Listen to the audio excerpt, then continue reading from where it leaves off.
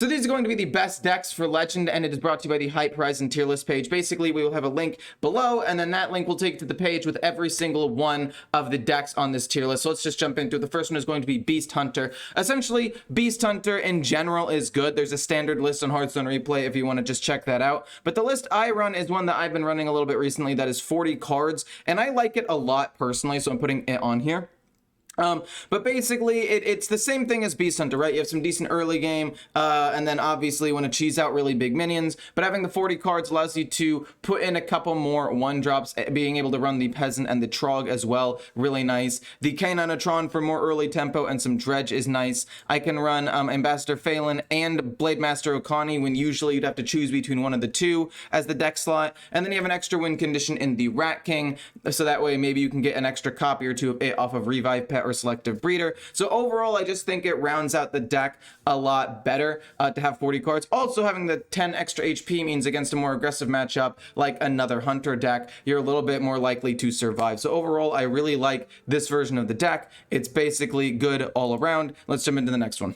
So the next deck on this list is going to be Curse Warlock, and it is a personal favorite of mine because I'm 21-4 with it, and I think it's just overall one of the best, if not the best deck in the game, because you just have a response to everything. You have great healing, you have insane removal, you have some tech cards. Since you have 40 cards in your deck, you could potentially move some cards around, like take out one of the Mortal Coils to put in another Smothering Starfish, depending on what you're going against. For example, if you're playing against a lot of Shamans and Paladins, maybe you make the change, but if you're playing against a lot of Demon Hunters, which I was playing against, Mortal Coil is great at dealing with those smaller minions, so it really depends on what you're going up against. And then you have this really great inevitable win condition with the curses that basically does enough damage to beat any class in the game, even Warrior if they gain a ton of armor. And then speaking of Warrior, Mutanus and MLA, if the curses weren't enough, could potentially just shut down a control or combo deck if you can time these cards correctly. So overall, if you know what you're doing, I think this deck is just unstoppable, has a response to everything,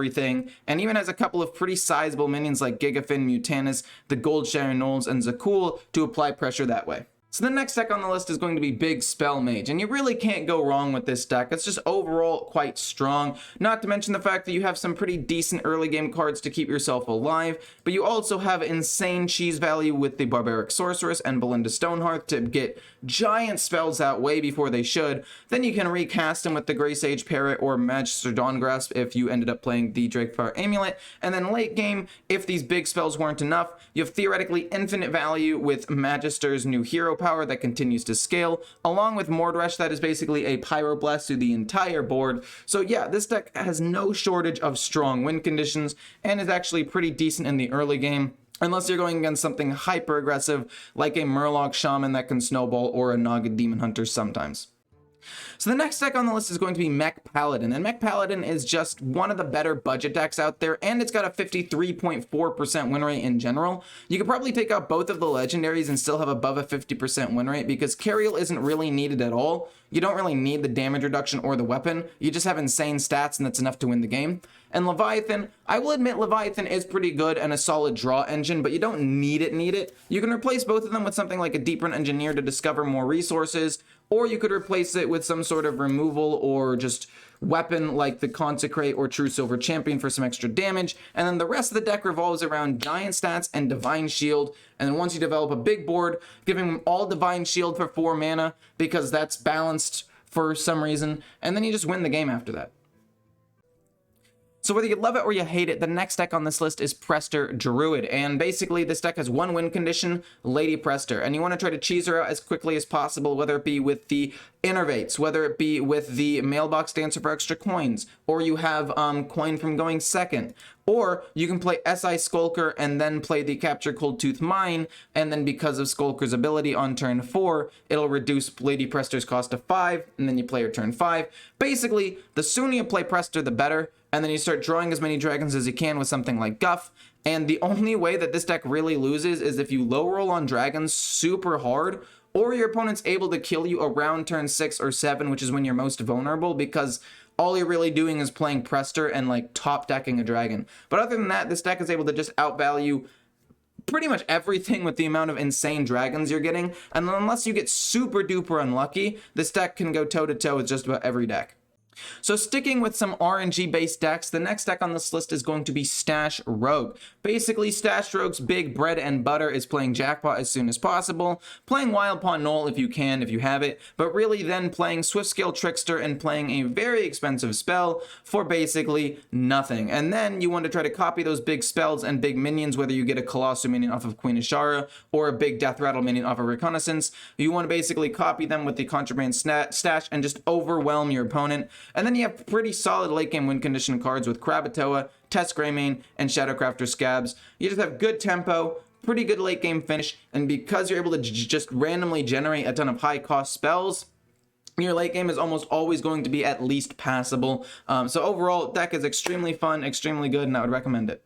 The next deck on the list is going to be Murloc Shaman. Basically, this deck is just insane because if they don't have like an immediate response, you just snowball out of control. And then if you can play a Nofin Can Stop Us turn 3 or 4 with like a 1-drop Murloc and then a Nofin Can Stop Us, you basically just win the game. If you're playing against something like Druid or some sort of big spell mage, which takes like a little bit of time to get rolling, you just win. If you play against like a control warrior, you're in a bit of trouble, but not many people are playing control warrior right now because its win rate has been not the greatest ever since it got completely obliterated with nerfs. So its worst matchup isn't played that much anymore. It's pretty good into these greedy 40 HP, 40 card decks because you're extremely efficient and snowball really fast, and it's always been at least somewhat good. So it's just in a really good spot right now. So the next deck on this list is going to be Holy Paladin. Basically, the idea behind this deck is you want to win through attrition and then get to a couple of late game win conditions, whether it be Varian, Immortalized in Stone, Light Ray, or Mr. Smite. And the reason why I think Light Ray is potentially a win condition, same with Immortalized in Stone, is because if you can get one of those minions to stick, you give it +5/+5 and Divine Shield. Sometimes you can give it more things if you could discover something good off of the Battle Vicar, and then you just win the game off of a giant Divine Shield minion that not a lot of classes can deal with. And then again, if that isn't enough, you obviously have Cariel and Mr. Smite to carry you into the late game, and a ton of healing so you basically never die. It's just a really good control deck that has good control, survivability, and a couple of solid late game win conditions. Fel Demon Hunter has fallen quite a bit recently, I think, as people have started optimizing their control and mid-rangey decks, and the fact that several decks now have 40 HP, it makes the Fel Demon Hunter struggle a little bit, but it's still not bad. You're able to develop a lot of damage with this deck, whether it be with all of the Fel spells and then Jace. If you're applying a ton of pressure, you can usually play Xylag on a pretty empty board and force your opponent to deal with a huge minion that can do a ton of damage really, really quickly. You have Blademaster Akani to play around some removal if you have board presence going into turn 4. You then just drop Blademaster Akani and there's nothing your opponent can really do. And then obviously you have some pretty decent early game tempo with like Slither Spear, the Vanguard, Metamorphin, and all that. So overall, the deck is just still really solid and you have a lot of damage. It's just a little bit weaker now that other decks have become optimized.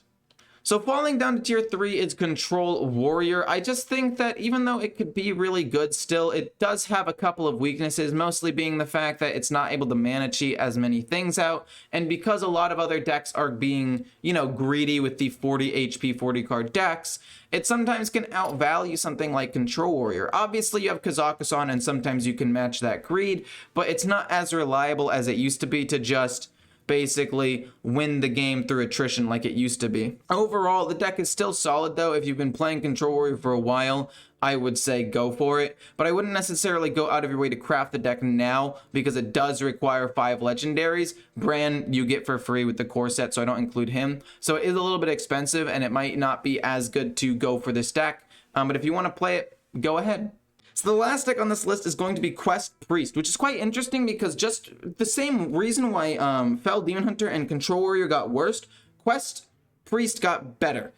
Because people are playing greedier, slower decks, which allows you to finish your quest a little bit more consistently and win the game with a card that literally just says destroy the enemy hero. So the idea behind this deck is to have some pretty decent removal and healing and 10 extra HP at the beginning of the game to fight against more aggressive decks like Fel Demon Hunter, and board-based decks you can deal with pretty well because you have Shard of Naru, as well as some pretty well-statted mid-range cards. And then against Control, you basically win the game again with your quests because they can't do anything about it unless they snipe your card using Mutanus. which isn't never gonna happen, but if you're able to keep a couple of extra minions in your hand when you complete your quest to try to make sure they can't snipe your quest reward, you can actually end up still winning the game pretty consistently and dodge Mutanus, even if they play it with Bran. Again, it'll happen sometimes, so don't be too tilted about it, but if you play it smart, you can minimize how often it'll happen to you.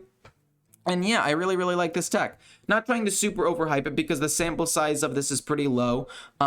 So just because of the fact that it's doing really well for me and the win rate's been going up recently, doesn't necessarily mean it's tier 1 or 2 yet. But with the next tier list that comes out next week, it might rise a little bit, so keep your eyes out for that. And I hope you guys enjoyed the tier list. I enjoy making these things. I enjoy working with the team in order to create a cool tier list for you guys, and also using your feedback if you think some decks are missing. Comment them or ask me on stream, and I will look into including them on the next tier list. So hopefully you guys enjoyed, and I'll see you in the next one. Bye.